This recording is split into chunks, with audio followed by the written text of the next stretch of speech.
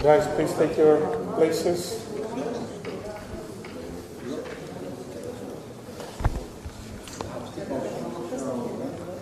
Shalom, everyone. Thank you all for coming. My name is Haya. I'm the spokesperson of the Israeli Ministry of Foreign Affairs and the spokesperson of the Israeli delegation to the Hajj this week. This press conference will have three parts. The first one will be a political statement, a reaction to what happened today at the court. And then we'll hear from the representatives of the families of the Israeli hostages that are in the Gaza Strip. And the third part will be a short part of a Q&A. I'll start by reading the Israeli response to the South African presentation.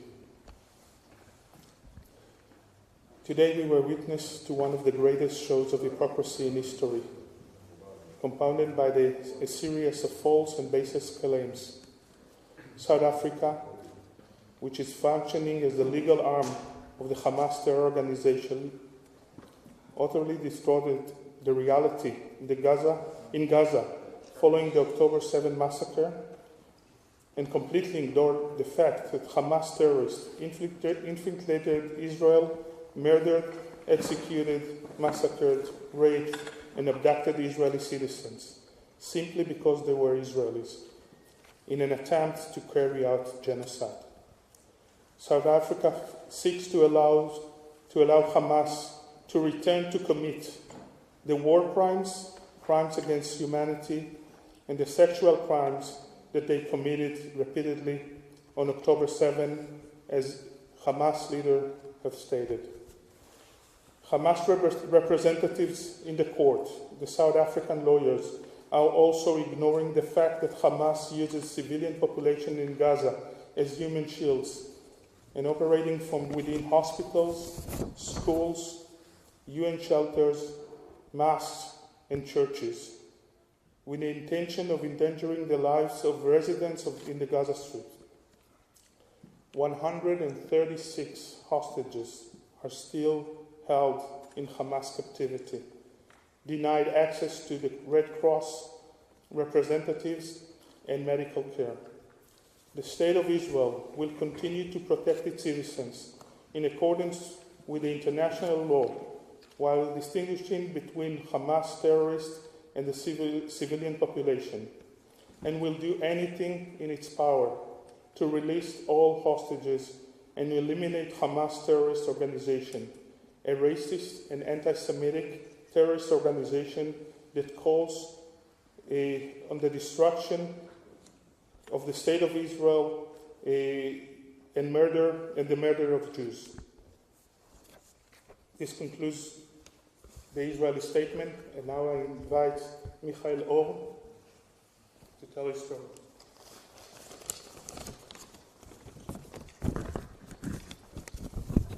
Hello everyone, I'm Michael, Or Levi's brother.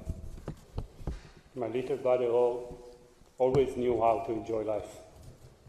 He and his wife, Einav, lived the new Israeli dream.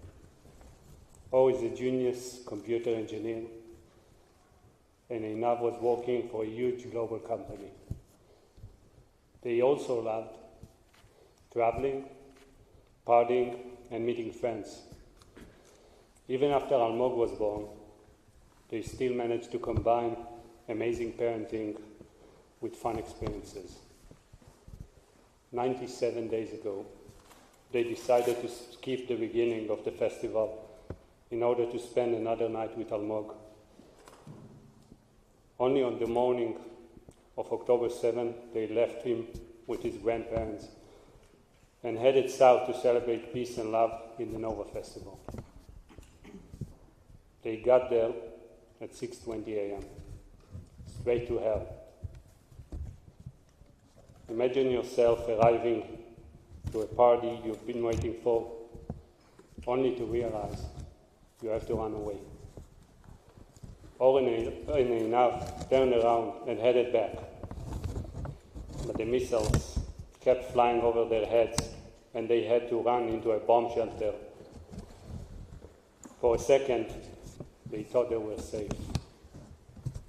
From inside, Or called my mother. His last sentence was, "Mom, you don't want to know what's going on here."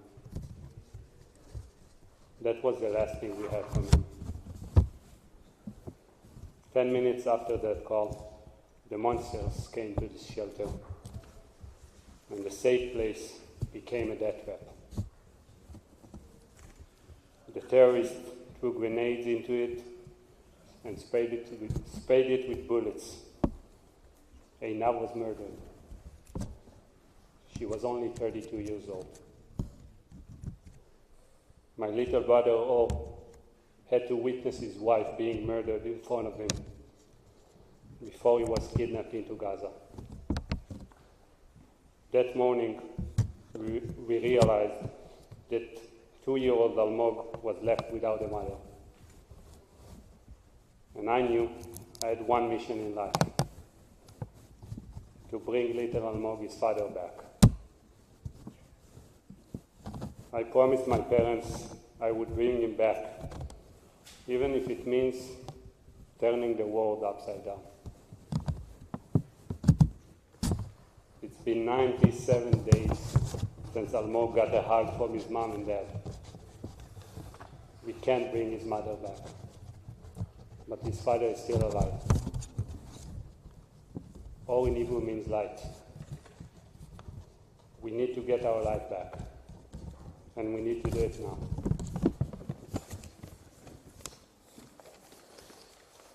Thank you, Michael. We move on to Yuval Lanson. Yuval. Hello, I'm Yuval, Alex Danzig's son, and Itzik Elgarat nephew.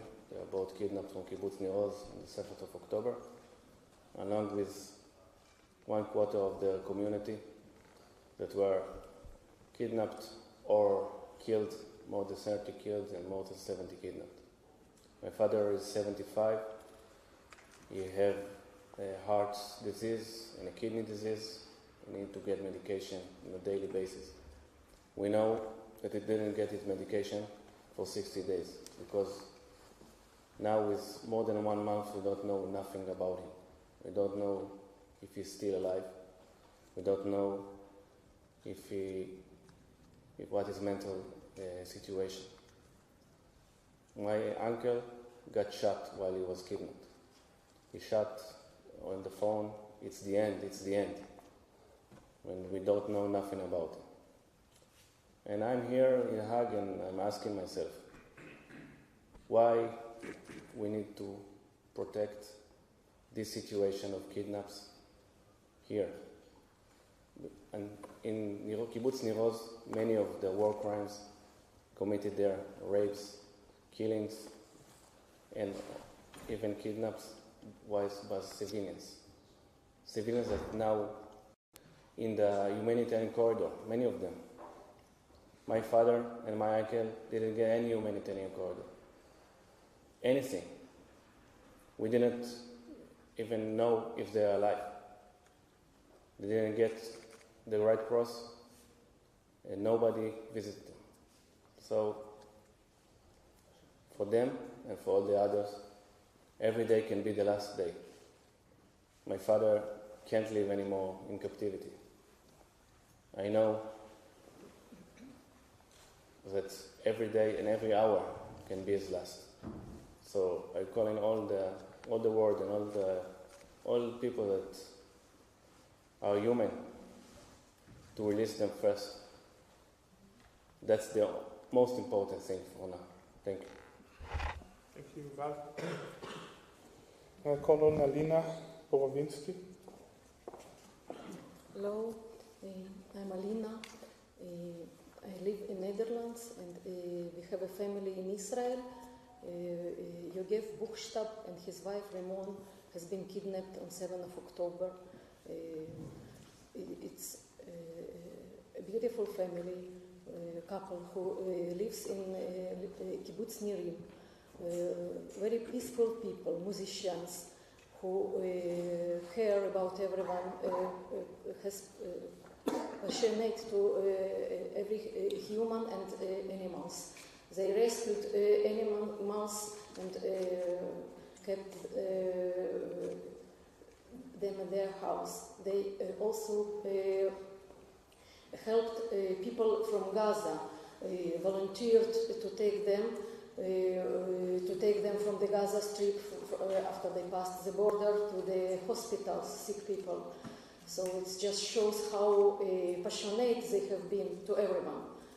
On the 7th of October, they were just brutally kidnapped from their houses, burnt food, in pajamas, taken to the Gaza Strip. But their love is so strong that they were hugged so strongly with each other that terrorists tried but could not separate them. They were taken to the pickup together and they stayed in the captivity all the time together until Ramon was released. She was released on 28th of November. Actually, she did not want to go without Yogev, but Hamás said that whether you will go nicely or we will just drag you. So she has no choice.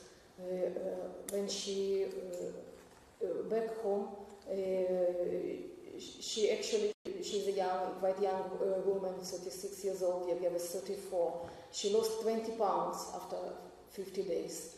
So you can imagine what happened with people now after almost 100 days. She hugged her mom and her dog, but directly after it she took the picture of Yogev, kissed it and put it on the wall, and she said it's not possible to continue the life without Yogev. And she's still recovering. She can't see herself. And Yogev's family does not have day-to-day routine. They cannot sleep, they cannot eat. It's like nightmare every day.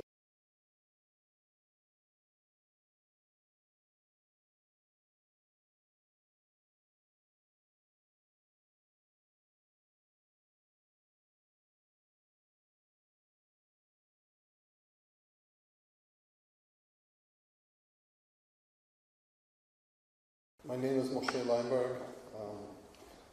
My wife is Gabriela Leinberg. My daughter is Mia Leinberg. On the 6th of October last year, they went to an event. My wife's niece's daughter celebrated her second birthday in Beersheba.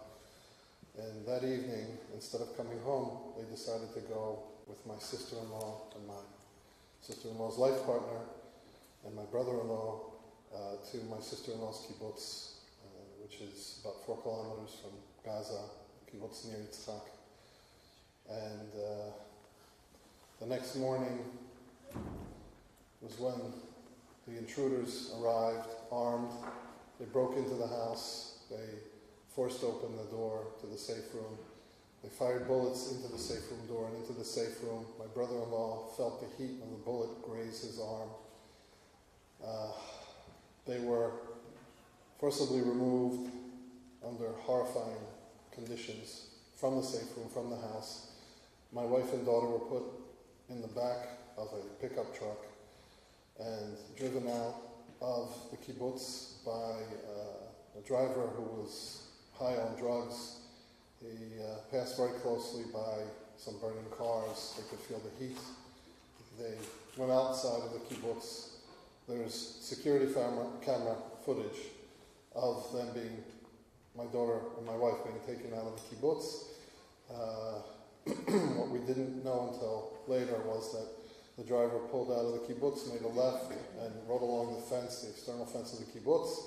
My sister-in-law's house is not far from that fence, and that's where they picked up the remaining three, my sister-in-law Clara, my sister-in-law's life partner Luis, who's 70, and my brother-in-law Fernando, who just turned 61 2 days ago. And they drove them into Gaza. They marched them through a tunnel. They came out of the tunnel, and from there they were taken to their destination where they were held. My wife and daughter and sister-in-law were released on day 53. We were all greatly surprised to see that my daughter had taken the dog with her. And she came out with the dog. I would assume that most, if not all of you, have seen those pictures and clips. They came home, but there's still a part of them there. They're not the same, and they never will be. My brother-in-law, Fernando, and my sister-in-law's life partner, Luis, they're still there. All we know is that initially they were told that they would all be released together, and then at the last second, they separated the women and took them out. We don't know what condition they're in since then. It's been 44 days. They desperately need help. They need to be released. Luis is not a well man. He needs his medications. Fernando has been losing weight. And just a couple of words about both of them. Fernando is a bachelor, but he loves his three nieces dearly, and he's always there for everybody, for his friends, for his family. We had a little bit of an incident years ago. My wife had a visitor who came from Argentina, and they drove down to the Dead Sea. I don't drive. And my wife dehydrated, and she had to be taken to the hospital, and the car was left there. My brother-in-law, without saying a word, told his boss in the middle of a work day, I have to go. Got into his car. He lives in the Kfar Saba area, which is the center of Israel. He drove up to Jerusalem. He parked his car in front of our house, took a bus to the Jerusalem Central Bus Station, took another inner city bus from there, rode down to the Dead Sea, about a 2.5 hour ride. He got into our car and brought it back without saying anything. This is the kind of person Fernando is. He's kind, he's generous. Everybody that knows him loves him. He likes to travel. He's not a violent person. He's just the opposite. And Luis, he's 70 years old. He has 4 children from his first marriage. He has 10 grandchildren. They all love and miss him. He's always there. He loves to dance. He's a very cheerful person. And these are the people that were just taken. These are the people that are the most peaceful, loving people, kind people you'd ever care to meet. And you can hear from the rest of the stories from the other family members that it's the same thing with their family members. There's absolutely no reason for what happened. This was completely random, and the scary thing about it is it can happen anywhere else in the world at any time under slightly different circumstances. So we need the world not to forget that these people are still there. This is still a humanitarian crisis. So whoever can help, we need your help. Thank you. Now I invite Danny Milan. On his request, I will translate his words to English. Every word. לפני שאני מתחיל, אני רוצה להגיד לכם שלזקנים נותנים לדבר בסוף. Before I start, I just want to say that the old people get to talk last. ונתחיל. I'll start. מדי לילה, כשאנחנו הולכים לישון, אף אחד לא יודע איזה השכמה תהיה לו. Every night when we go to sleep, no one knows how he will waken up. זה מה שהיה לי ב7 באוקטובר בבוקר. That's what happened to me on October 7th morning. ההפתעה הכי קשה והכי טראומטית הייתה ב7 לחודש. The worst surprise, the trauma, was on October 7th. הפעלתי את הטלוויזיה בבית בסביבות השעה 6:40. I turned on the TV set in my home at around 6:40. והיה צבע אדום ברצועת עזה, בעוטף עזה. And there was red alerts, sirens in the communities close in the south part of Israel, next to the Gaza Strip. אנחנו אומרים עוטף עזה, אבל זה לא עוטף עזה, זה עוטף ישראל. כי היישובים האלה בעצם הגנו על כל ישראל. The Hebrew term for those communities are Otef Aza, which means Aza's envelope. But it's actually those communities are the ones defending Israel. ואז ראיתי שיש צבע אדום, והבן שלי גר בנחל עוז, אני גר ביסוד המעלה, בצד השני של המדינה, מרחק 4.5-5 שעות נסיעה. And then I heard that there was a red alert, the sirens. My son lives in Nahal Oz, which is a kibbutz in the south, and Danny lives in Yesod HaMala, which is a kibbutz in the north part of Israel. Moshava, which is a community in the north part of Israel. It's around 4.5-5 hours drive from one another. שמעתי שיש צבע אדום, טלפנתי לבן שלי. I heard that there was a red alert siren, and I called my son. כמו כל פעם, שאלתי אותו מה קורה, לכן אני שומע שיש צבע אדום. And I asked him, as I do every time, what's going on. I heard that there is a red alert siren. ואז הוא אומר לי, כלום לא קרה, מה אתה מתרגש? כל פעם אתה מתרגש מכמה טילים שיורדים פה. He said, nothing happened. You're always getting very excited about some rockets that are being fired here. סגרנו טלפונים, והכל בסדר כביכול. He hanged up, and apparently everything was okay. אני ממשיך להסתכל בטלוויזיה, ורואה שהמחבלים חודרים לכל הקיבוצים בסביבה, והורגים כל מה שנקרא על דרכם. I continue watching TV, and I see that the terrorists are infiltrating all the communities, the kibbutzim in this area, and they are killing and murdering everything they see, everyone they see. ילדים, נשים, זקנים, סבים, סבתות, בעלי החיים, הכל להרוג. Children, women, men, the elderly, grandparents, animals, everything, just to kill.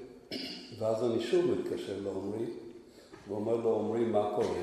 והוא אומר לי, הכנסתי את האישה ואת הילדות לממ"ד, יצאתי לקחת 2 סכיני מטבח, שיהיה לי משהו בידיים. And I called my son Omri again, and I asked him what's going on, and he said, I just put my wife and my daughters in the safe room, and I went to the kitchen to get 2 knives, so I have something to defend myself with. ואז הוא אומר לי, אבא, אל תטלפן יותר, אנחנו נתכתב בוואטסאפ, כי יש שקט שלא ישמעו אותנו דרך החלון.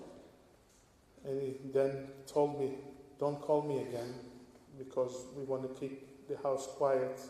Just text me on the WhatsApp, so no one will hear the phone calls. ב-10:20 קיבלתי ממנו את ההודעה האחרונה שהם עדיין בממ"ד. 10:20 a.m. I received the last message from him that they are still in the safe room. להודעה הבאה שלי כבר לא קיבלתי תשובה. My next message did not get a reply. מה הייתם חושבים במקומי? what would you have thought in my place? מישהו יכול להגיד, לתאר? Can someone imagine or say anything? אז אני אספר לכם. So I'll tell you. באותו רגע חשבתי שהרגו לי את הילד, את הנכדות ואת אשתו.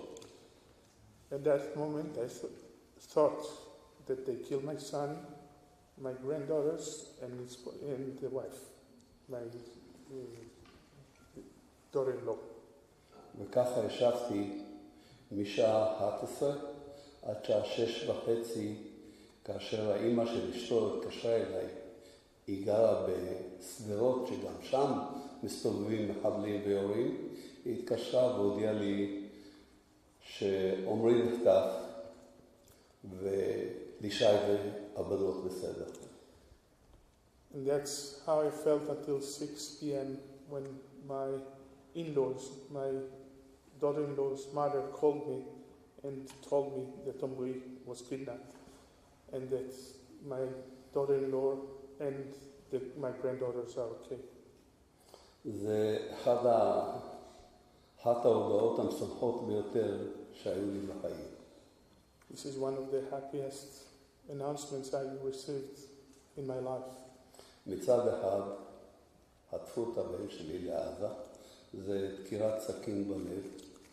On one side, my son was kidnapped to Gaza. It's like getting your heart stabbed by a knife. אבל כולי תקווה שהוא נלקח שלם, חי ובריא, ויחזור חי שלם ובריא. But I'm hopeful that he was taken alive and well, and he will come back alive and well. מאידך הרווחתי את הנכדות שלי ואת הכלה החמודה. On the other hand, my granddaughters and my daughter-in-law were saved. וכל הזמן חשבתי, פינו אותה, אבל איך היא תתמודד בטראומה שהיא עברה? חטפו את בעלה לנגד עיניה, וללכת עם שתי ילדות, אחת בת 6 חודשים והשנייה בת 2 וחודשיים. I always thought that they were evacuated, and my daughter-in-law, how would she cope after she saw her husband being kidnapped, and she's with 2 daughters. One of them is 6 months old, and the other one is 2 years old. ביום ראשון ירדתי לעזור לה. היא צריכה שמישהו יחתל את הילדה הקטנה ולשחק עם הגדולה קצת ולהרגיע אותם בעין אבא. On Sunday, I went to the south to help them, and she needed someone to help change the diaper of the baby and play with the toddler when their father is away. ההורים שלה הצליחו לברוח ביום שלישי מסדרות. Her parents escaped the city of Sderot on Tuesday. אבל ביום שני ישבתי איתה ואמרתי לה שהקטע הזה בין החטיפה לרגע הזה אני לא יודע מה קרה. שהיא תשלים לי את התמונה פשוט. And then I told her, I really don't know what happened since he was kidnapped till this moment, if she can tell me what happened. ואז היא מספרת לי שבסביבות שעה 11 הגיעו 5 מחבלים עם ילד בן 17 שחטפו אותו מההורים שלו, תומר, ותומר אמר לו, עומרי, אני מבקש שתפתח את הדלת, אם לא, הם הורגים אותי. And she told me that around 11 o'clock, 5 terrorists arrived at their home with a 17-year-old boy, teenager, that was kidnapped as well, Tomer. And this 17-year-old teenager told Omri, I'm asking you to open the door because if you don't, they will kill me. עומרי פתח את הדלת ולקחו את כל המשפחה שלו אל השכן צחי. Omri opened the door and the entire family was taken to the next door neighbor, Tzachi. מה שאשתו והילדות שלו ראו שם, את הילדה בת ה-18 של צחי, יהויה שוכבת על הרצפה ומדממת. What my daughter-in-law and the kids saw there, the next door neighbor, is their 18-year-old daughter that was shot and she was bleeding on the floor. הושיבו את שתי המשפחות על הרצפה. They ordered both families to sit on the floor. הגברים היו עם טריקו ותחתונים יחפים. The men were with t-shirts and underwear, barefoot. סליחה אם אני יורד לרזולוציות כאלה, אבל זה כל כך חשוב להגיד אותם. I'm sorry that I'm taking this time to go into all those details, but it's very important for me to tell them. ואנשים היו עם פיג'מות ויחפות. And the women were with pajamas and barefoot. ב-1:30 אמרו לבנים, לגברים, אתם באים איתנו או שאנחנו הורגים את כולם? At 1:30 they told the men, you're either coming with us or we are killing all of you. הגברים קמו ללכת איתם. The men they stood up to go with them. הילדה בת 2.5 רצה אחרי אבא שלה וצעקה, אבא, אבא, אבא שלי, אבא שלי.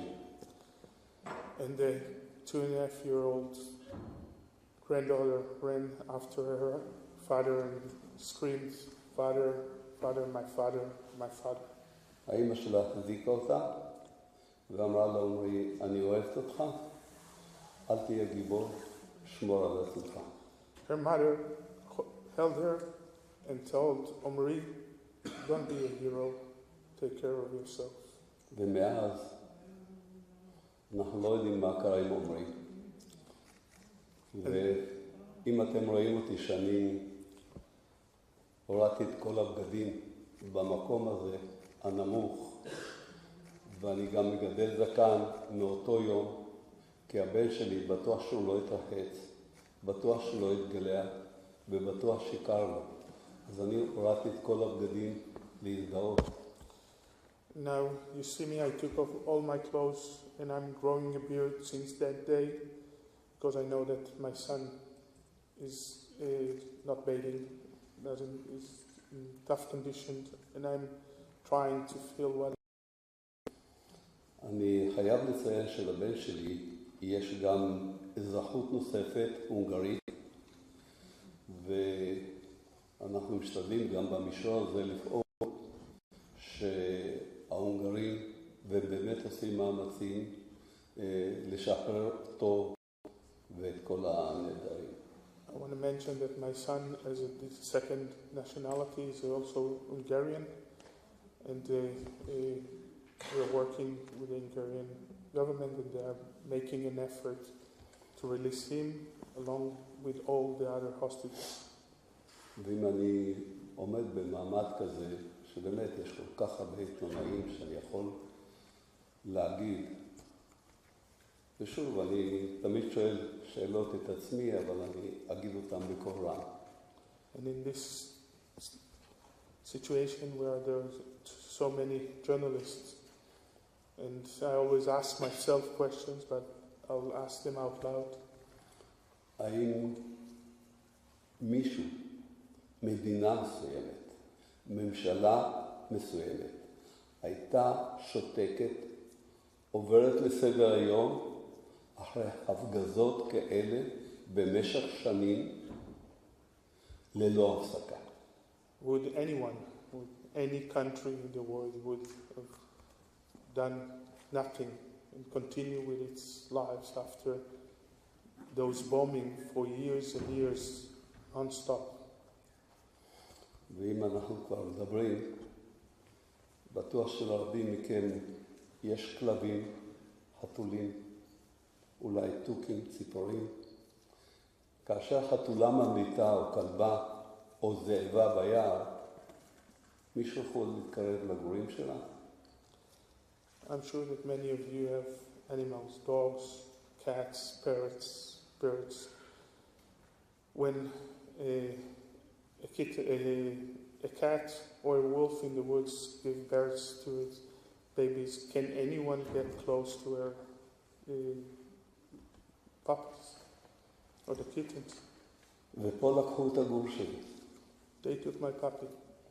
והדבר דומה בעיניי, בכל אופן שאני מתעסק יותר עם החי, הצומח, לזאבה שהמליטה ביער, נמרה שהמליטה ביער.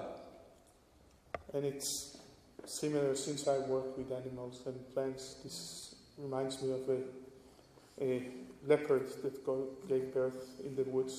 ומגיע זאב לחטוף את אחד מגוריה. And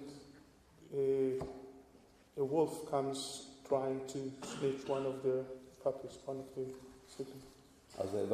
הנמרה מתנפלת על הזאב ומרסקת אותו. The leopard will jump on the wolf and crash it. ואז כל חיות היער באות להגיד לנמרה מה עשית. And the result is the rest of the animals in this woods will come with complaints to the leopard and ask, what have you done? וזה מה שקורה לנו היום. And that's what happened to us today. לקחו את הגורים שלנו They took us to our ואנחנו puppies, נאבקים על הגורים שלנו. and we are fighting for the lives of our puppies. עוד משהו, הייתם צריכים לשאול אותי שאלה. There's another thing. You should have asked me a question. יושבים פה הרבה אנשים חכמים. There are many smart people here. הרי אמרתי בתחילת דבריי שראיתי שהחמאסניקים הורגים כל דבר שבא דרכם. I said in the beginning of my presentation that I saw that the Hamas terrorists are killing everything and everyone they see. אני אשאל במקומכם, I'll ask it for you. למה לא הרגו את כלתי ואת הילדים שלה? Why didn't they kill my daughter-in-law and her kids? למישהו יש תשובה? Does anyone have an answer for that? מוחמד, אולי לך? שפט מוחמד. אולי הוא יודע? Maybe you know? לא. אז אני אגיד לכם. So I'll tell you. באמנה של חמאס כתוב, סעיף אחד, להרוג כל יהודי באשר הוא יהודי. ילד, אישה, זקנה, זקן, בעלי חיים, להרוג כל דבר ולסוף כל דבר. In Hamas convention, the first article states that you have to kill every Jew, whether it's a child, a man, a woman, a woman, a baby, anything, burn and kill anyone. אבל בקוראן שאני מכבד אותו ומוקיר אותו, But in the Quran, which I know and respect, הנביא ציווה, הנביא מוחמד the Prophet Muhammad ordered, ציווה, כי תצא למלחמה, when you go to a war, לא תגדע עץ, you wouldn't cut down a tree, לא תהרוג אישה, you wouldn't kill a woman, לא תהרוג ילד קטן, you wouldn't kill a baby, לא נער, not a teenager, לא זקנה, not an elderly, לא זקן, not an elderly woman or ולא a חולה. man. ואם תרצו, אני יכול לקרוא את זה מהקוראן, יש לי את זה בכיס. If אני you יכול want me, לקרוא I את זה can read בערבית. it to you from the Quran itself. I have it right here with me. תדבקו אותי ותראו שאכן כך. הקוראן הוא רחום, וזו לא דרכה של האסלאם, זה דרכו של חמאס, של דאעש, שהרג כל דבר, ערף ראשים, ואנחנו שכחנו מזה. עם זה אנחנו מתמודדים עכשיו. This is not the way of Islam. This is the way of Hamas, of ISIS. ISIS that chopped off heads of people that were alive. This is what we are facing today. אני גר בגליל, I live in the Galilee. ובגליל יש הרבה יישובים ערביים, There are many Arab communities in the Galilee. והמון שנים עבדתי עם ערבים בשותפות, גידלנו דברים בשותפות, היינו בהרמוניה. And for many years I worked with my Arab neighbors. We worked together. We lived in harmony. וזה אני שואל מבית אבא שלי, סבא שלי. And now this is part of the tradition from my father's and my grandfather's home. הסבא שלי בעיראק גידל תמרים בשותפות עם ערבים. My grandfather in Iraq grew dates with an Arab partner. כאשר עזבנו את העיירה שלנו, הערבים בחוץ. When we left our city, מהפגע. our Arab neighbors cried from us living. לכן יש את כל הערכה לעם המוסלמי הערבי, אבל כשקמים גופי טרור כאלה, חמאס, דאעש, ג'יהאד כזה או אחר, זה נגד האנושות, נגד כל אחד מאיתנו. All the admiration to the Arab and Muslim population, but when those kind of terror, this kind of terror organization, like Hamas, are raising, this is what we have to fight. ותודה רבה לכם שבאתם להביא את הדברים שלנו לעולם. And thank you all for coming here and bringing our word to the world. Thank you, Danny. And now I call on Ayala Luzon Yalomi.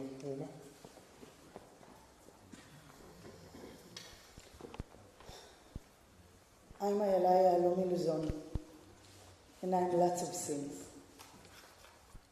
I'm a wife of my beloved husband. I'm a mother of a 2-year-old kid, very cute.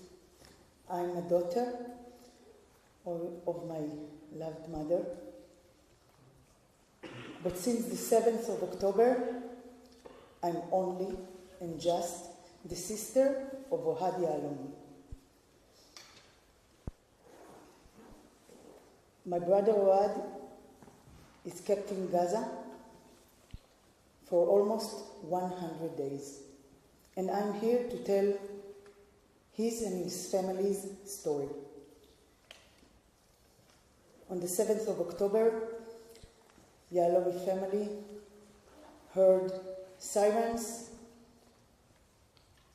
and lots of missiles going up to their house on Kibbutz Nir Oz. Unfortunately, they are used to get into the safe room at that time. They got into the safe room, and for a few hours, they understood that something else is happening. In the meantime, they started to hear Arabic outside, calling Allah Akbar et Bachir El Yahud. At that time, my brother decided to go outside of the safe room and to protect his family from the outside. He was so afraid for them. In the meantime, 4 terrorists broke into his house and shot him on the limbs. After they shot him, they opened the safe room and get inside and saw there his wife, Batsheva, and their 3 children. For a few minutes, they were talking, and Batsheva asked Ohad from the outside what they want. He said that they want to take them to Gaza.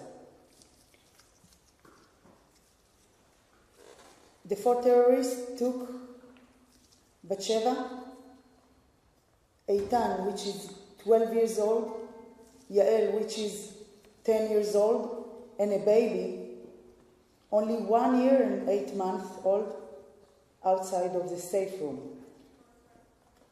while they are putting the guns on them to come with them to Gaza. When the family go outside, they saw Ohad on the floor, bleeding, very painful. It was very, very painful, but he was unconscious. And he got the chance to tell them that he loves them, and please do whatever they told you to do. Go with them to Gaza. That was the last eye contact that Ohad had with his family. At that time, Batsheva with her 2 daughters, the terrorists took Batsheva and the 2 daughters on one motorcycle, and Eitan, the 12-year-old boy, on another one. They started driving in Kibbutz Nir Oz for a very long minutes. They saw lots of bodies. They saw houses are burning. They saw catastrophe. Kibbutz Nir Oz is only 2 kilometers from Gaza Strip. They drove really fast. 200 meters from the strip, there were coming 2 tanks of the IDF that actually made the motorcycle of Batsheva and her 2 daughters to fall down. That was the time that Batsheva saw, for the last time on this period, her son. Her son got into Gaza Strip on a motorcycle. Around him, terrorists. And she saw a windows of opportunities to escape with the 2 small girls. That was her choice. She had to make a choice. And she managed to escape with a pajama, with no shoes. 3.5 hours she ran in the fields back to Nir Oz with a baby on her hands and 10 years old daughter next side to her. After 3.5 hours, she got to the main road of the kibbutz. At that time, fortunately, the first bus of soldiers came, and they took her on the bus to a safe place. At that time, she's calling me. After I didn't get any sign of my family, of my brother's family, I got the sign. Batsheva called me and told me what happened. That Eitan was kidnapped and Ohad is injured and maybe worse than that.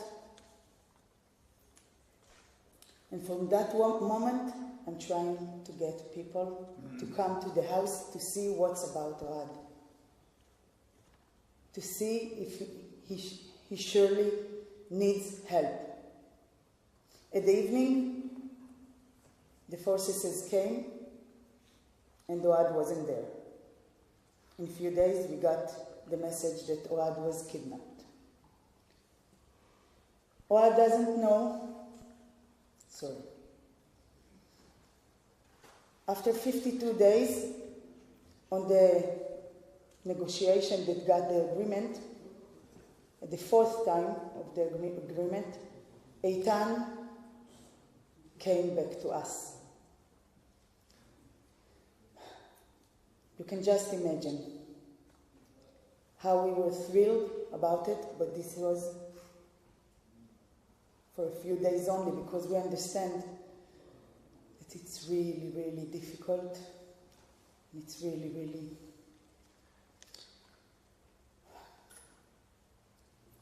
We're waiting for Ohad to come back.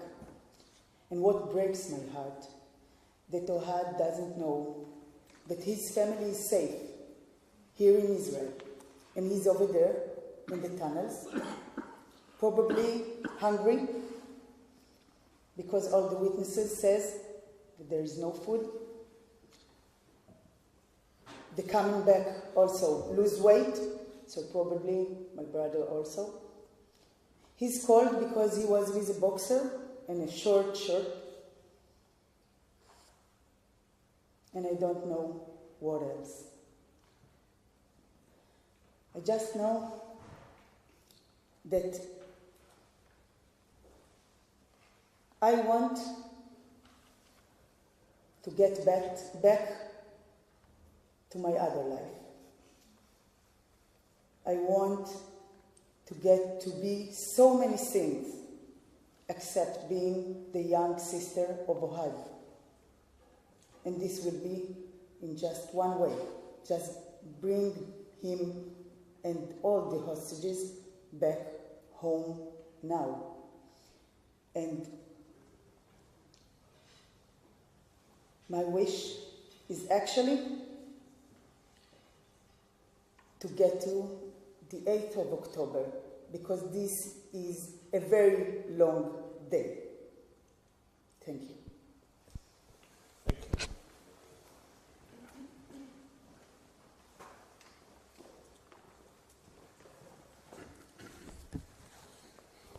Before we continue, Yuval had another thing he wanted to share with us.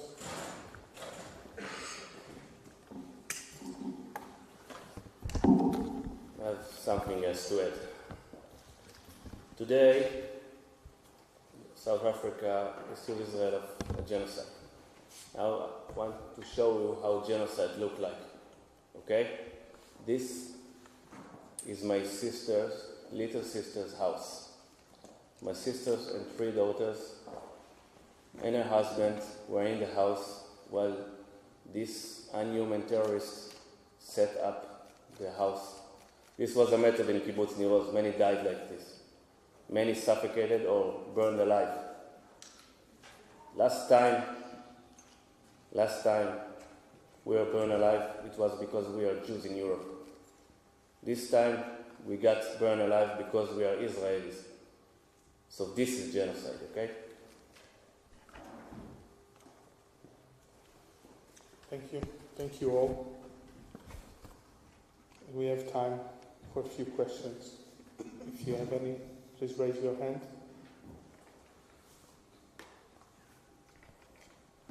Yes, go ahead. We have the microphone right here. Thank you very much, and thank you for speaking to us and coming here. And I can't imagine the courage it takes and the composure to be able to speak to us. And we can't imagine what you're going through.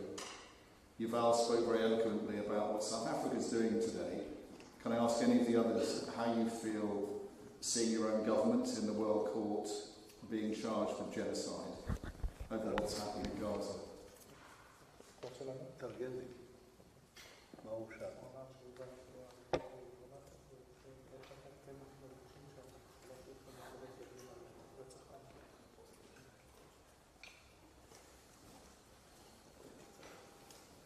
מה זה רצח עם? What's a genocide? אני סיפרתי לכם על הנמרה והזאב. I told you about the leopard and the wolf. ואנחנו די חזקים במזרח התיכון. אנחנו נחשבים מעצמה גדולה. ויש לנו את הכוח לעמוד בכל התלאות. ומגיע ארגון קיקיוני של 30,000 חיילים להילחם בצבא אדיר כזה. מה רציתם שנעשה לו? נגיד לו, כנס? כמה פעמים הם יכולים להטריד אותנו בהפגזות, בהפצצות, בשריפת שדות שלנו, יערות, עצים שאנחנו נוטעים על מנת להוריק את העולם, לפזר חמצן קצת יותר בעולם, והם שורפים. אני אשאל עוד כמה דברים. So I'll try to translate what it says. Israel is a power in the Middle East. We have a strong army and we can defend ourselves. There comes a terror organization, small one, 30,000 terrorists, and try to attack us. What do you think we would do? Just tell him, come in, kill us, continue to bomb us, to burn our fields and our forests? And I'll ask a few more questions. להזכיר לכם, I want to remind you, את המדינה שלנו אנחנו הקמנו על האפר של השואה לפני 75 שנה.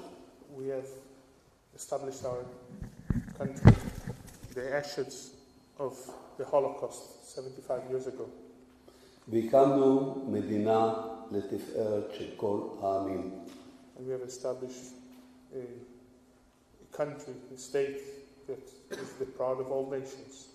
אתם יודעים מה קורה אצל השכנים שלנו? You know what happens with our neighbors. בעזה הם הקימו מדינה מתחת לקרקע. In Gaza, they created a state underground. של מנהרות, Tunnels, תחמושת, נשק, ammunition, arms, במקום להשקיע בעם שלהם. instead of investing in their own כל people. התרומות שהם קיבלו מכל העולם הושקע מתחת לקרקע, לא מעל לקרקע. All the donation that they received from around the world was invested in the underground and not over the ground. מה שהם עשו לעם שלהם זה הרג עם והרס עם. What they have done to their own people is a genocide and the destruction of their own people. ישראל היום מונה 10 מיליון תושבים. In Israel today there are about 10 million inhabitants. 2 מיליון מוסלמים 2 million, שחיים באושר ובאושר בישראל. 2 million of them are Muslims that live.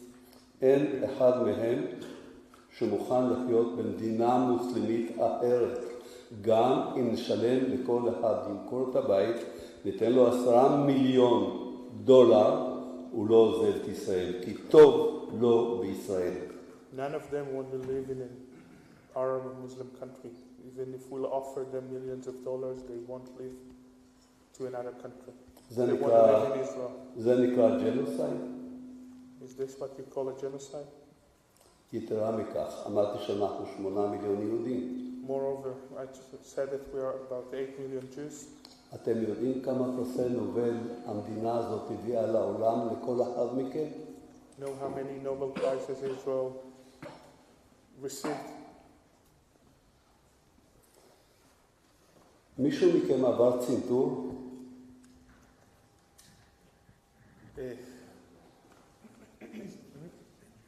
Okay. Did anyone here have an angioplastic surgery? יש כאלה פה? Anyone? אם אתם לא, אני כן. I did. I was. והסטנט שיש לי פה, ולכל מנותחי הלב בעולם, זה המצאה ישראלית.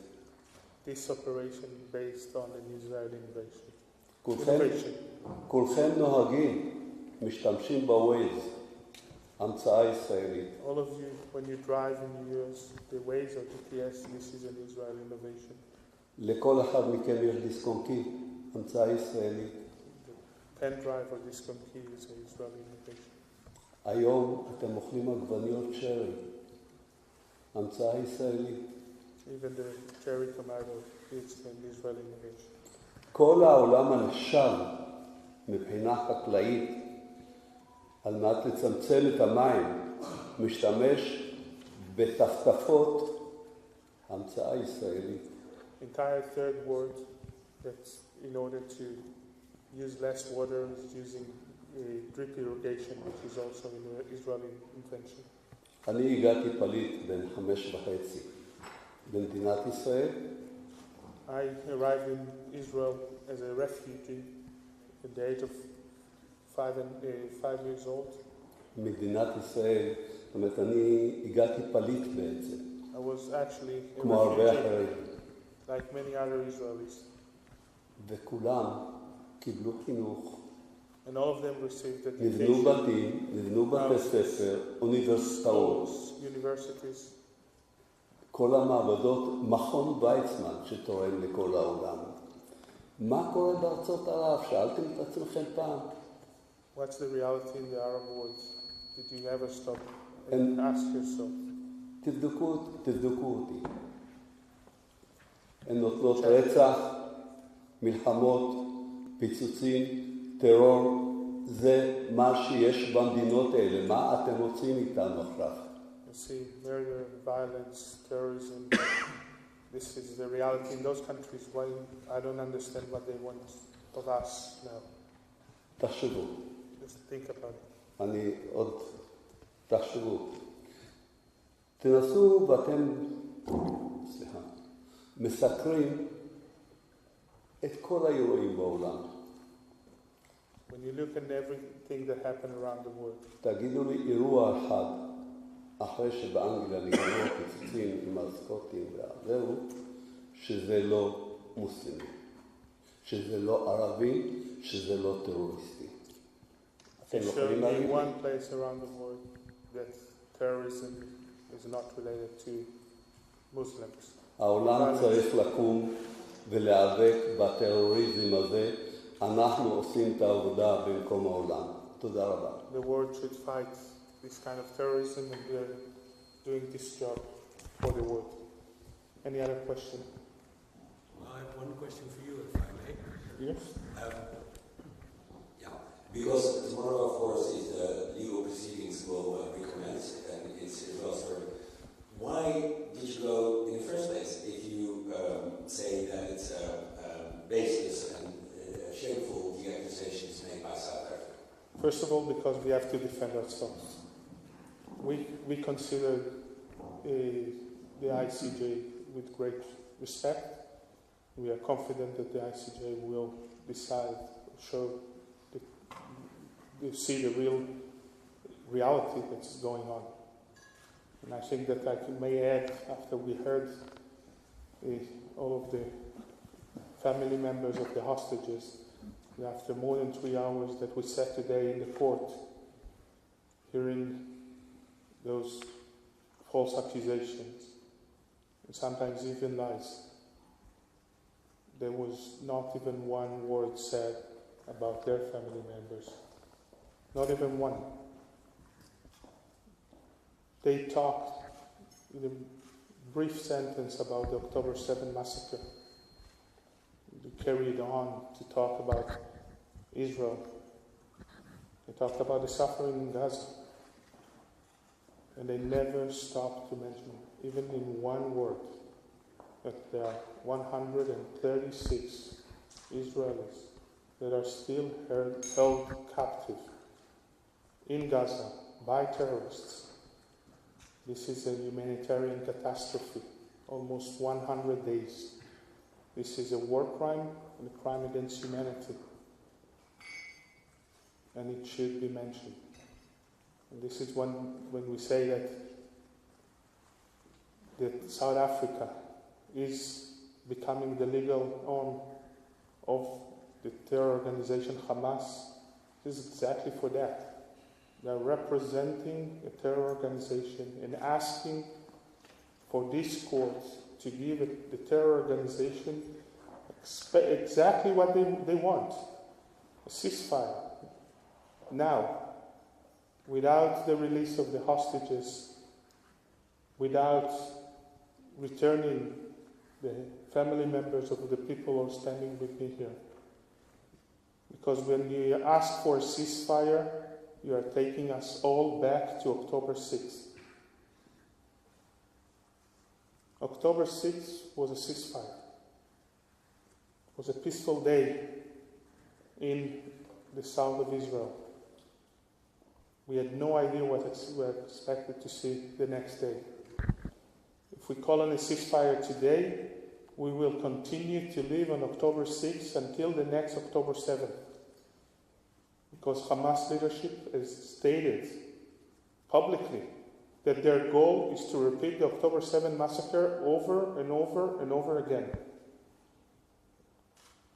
This is actually by calling for a ceasefire now what you're asking. You want to give Hamas the opportunity to kill more Jews and more Jews and more Jews. The only solution should be the elimination of Hamas from the Gaza Strip, the return of each and every one of the hostages, and a change of the reality in the Gaza Strip so it will never be a threat to Israelis in the future. I think the microphone just went dead. We have time for one last question. Yes, go ahead. Can anyone see if this microphone works? Yes. Thank you. You just brought up the issue also of a ceasefire. Now, some of the relatives also of the people who have been taken hostage were actually in favor of a ceasefire because it might be helpful for the release of the hostages. Could I ask the relatives of the hostages what they think of this ceasefire? Would it not be helpful also to them? Michael. We're in favor of everything that can bring them back.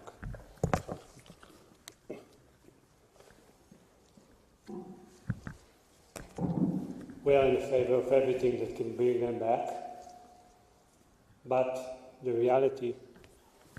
Can you get the second microphone? Go ahead, speak with them.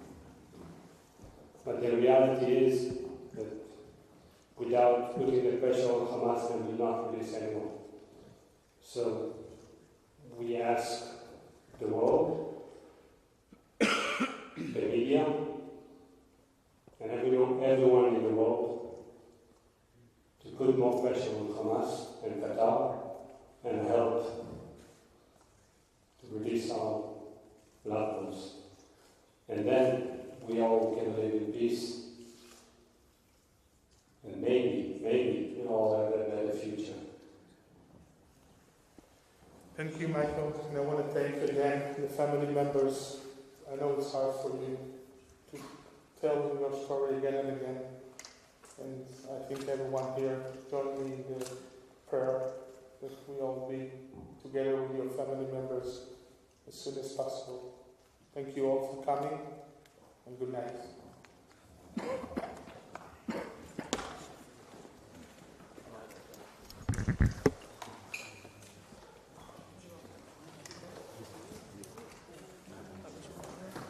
Leo's the, yeah.